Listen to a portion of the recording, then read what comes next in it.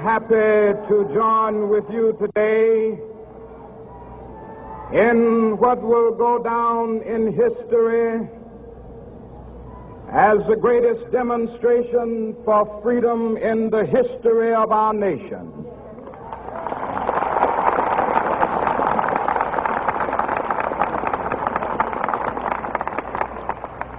Five score years ago, a great American in whose symbolic shadow we stand today signed the Emancipation Proclamation. This momentous decree came as a great beacon light of hope to millions of Negro slaves who had been seared in the flames of withering injustice. It came as a joyous daybreak to end the long night of their captivity. But 100 years later, the Negro still is not free. 100 years later, the life of the Negro is still sadly crippled by the manacles of segregation and the chains of discrimination. 100 years later, the Negro lives on a lonely island of poverty in the midst of a vast ocean of material prosperity. 100 years later, the Negro is still languished in the corners of American society and finds himself in exile in his own land. And so we've come here today to dramatize a shameful condition. In a sense, we've come to our nation's capital to cash a check. When the architects of our republic wrote the magnificent words of the Constitution and the Declaration of Independence, they were signing a promissory note to which every American was to fall heir. This note was a promise that all men, yes, black men as well as white men, would be guaranteed the unalienable rights of life, liberty, and the pursuit of happiness. It is obvious today that America has defaulted on this promissory note insofar as her citizens of color are concerned. Instead of honoring this sacred obligation, America has given the Negro people a bad check, a check which has come back marked insufficient funds.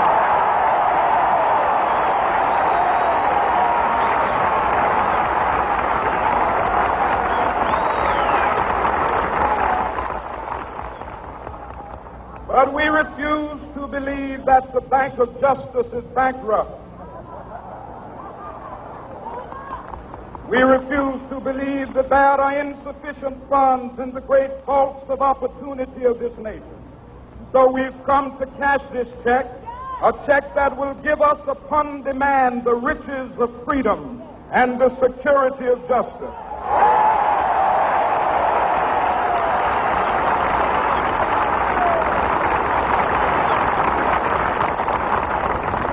We have also come to this hallowed spot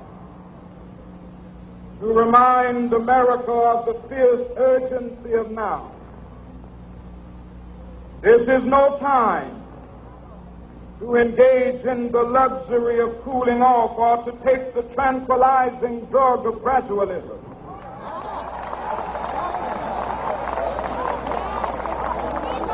Now is the time to make real the promises of democracy. Now is the time to rise from the dark and desolate valley of segregation to the sunlit path of racial justice. Now is the time to lift our nation from the quicksands of racial injustice to the solid rock of brotherhood. Now is the time to make justice a reality for all of God's children. It would be fatal for the nation to overlook the urgency of the moment. This sweltering summit of the Negro's legitimate discontent will not pass until there is an invigorating autumn of freedom and equality. 1963 is not an end, but a beginning. Those who hope that the Negro needed to blow off steam and will now be content will have a rude awakening if the nation returns to business as usual.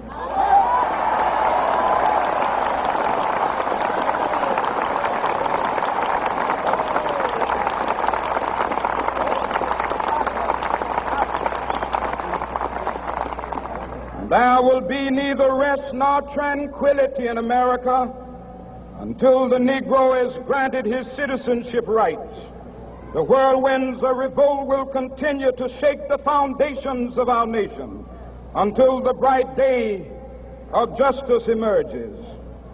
But that is something that I must say to my people who stand on the warm threshold which leads into the palace of justice. In the process of gaining our rightful place, we must not be guilty of wrongful deeds.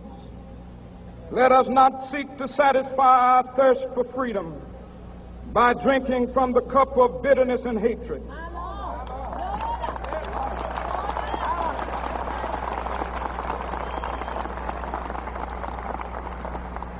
We must forever conduct our struggle on the high plane of dignity and discipline. We must not allow our creative protests to degenerate into physical violence. Again and again, we must rise to the majestic heights of meeting physical force with soul force. The marvelous new militancy which has engulfed the Negro community must not lead us to a distrust of all white people. For many of our white brothers, as evidenced by their presence here today, have come to realize that their destiny is tied up with our destiny.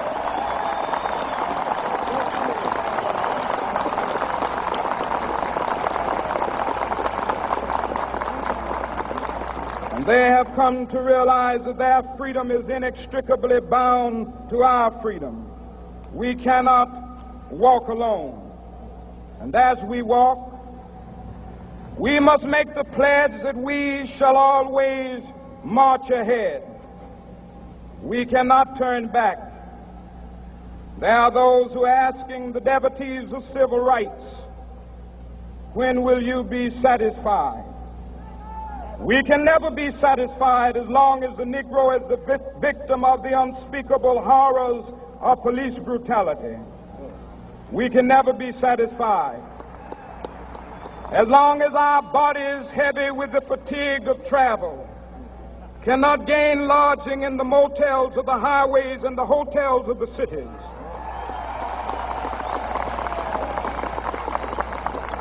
We cannot be satisfied as long as the Negro's basic mobility is from a smaller ghetto to a larger one. We can never be satisfied as long as our children are stripped of their selfhood and robbed of their dignity by signs stating for whites only.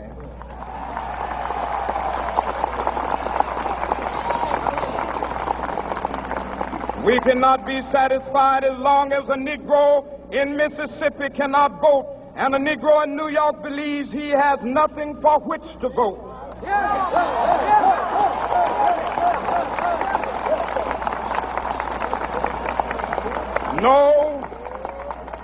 No, we are not satisfied, and we will not be satisfied until justice rolls down like waters and righteousness like a mighty stream.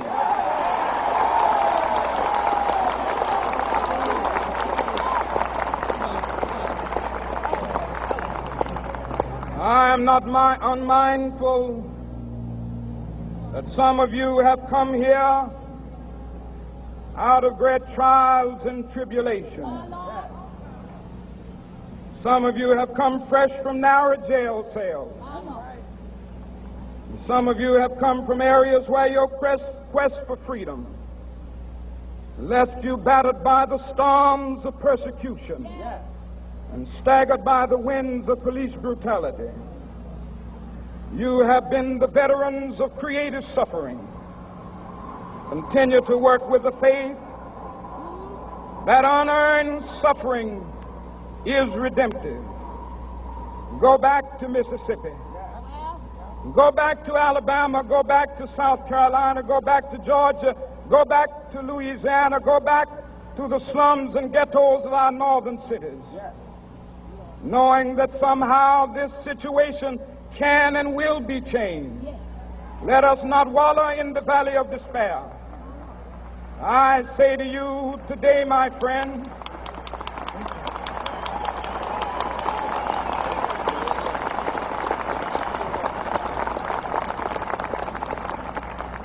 so even though we face the difficulties of today and tomorrow, I still have a dream.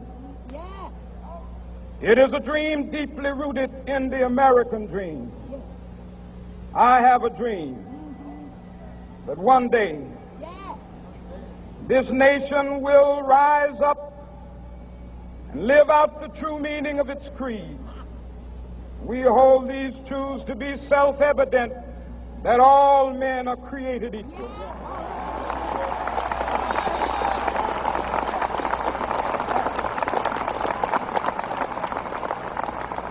I have a dream that one day on the red hills of Georgia, the sons of former slaves and the sons of former slave owners will be able to sit down together at the table of brotherhood. I have a dream that one day,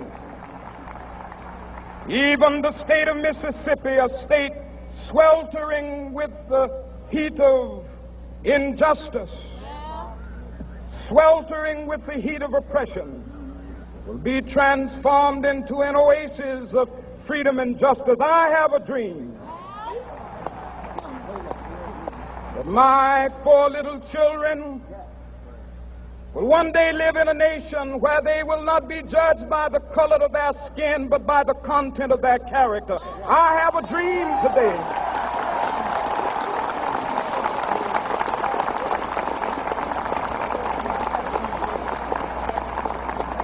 I have a dream that one day down in Alabama, with its vicious racists, with its governor having his lips dripping with the words of interposition and nullification, one day right there in Alabama, little black boys and black girls will be able to join hands with little white boys and white girls as sisters and brothers. I have a dream today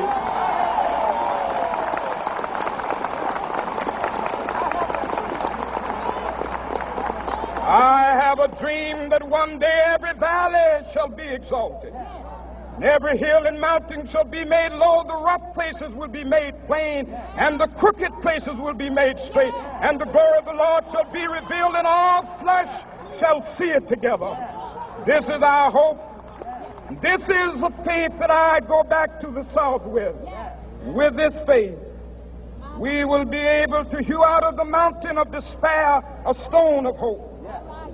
With this faith, we will be able to transform the jangling discords of our nation into a beautiful symphony of brotherhood. With this faith, we will be able to work together, to pray together, to struggle together, to go to jail together, to stand up for freedom together, knowing that we will be free one day. This will be the day. This will be the day when all of God's children will be able to sing with new meaning, my country, tears of thee. Sweet land of liberty, of thee I sing. Land where my fathers died, land of the pilgrim's pride. From every mountainside, let freedom ring. And if America is to be a great nation, this must become true. And so let freedom ring. From the prodigious hilltops of New Hampshire, let freedom ring. from the mighty mountains of New York. Let freedom ring from the heightening Alleghenies of Pennsylvania. Let freedom ring from the snow-capped Rockies of Colorado. Let freedom ring from the curvaceous slopes of California. But not only that, let freedom ring from Stone Mountain of Georgia. Let freedom ring from Lookout Mountain of Tennessee. Let freedom ring from every hill and molehill of Mississippi, from every mountainside. Let freedom ring, and when this happens, and when we allow freedom ring, when we let it ring from every village and every hamlet, from every state and every city, we will be able to speed up that day when all of God's children, black men and white men, Jews and Gentiles, Protestants and Catholics, will be able to join hands and sing in the words of the old Negro spiritual, free at last, thank God Almighty, we are free at last.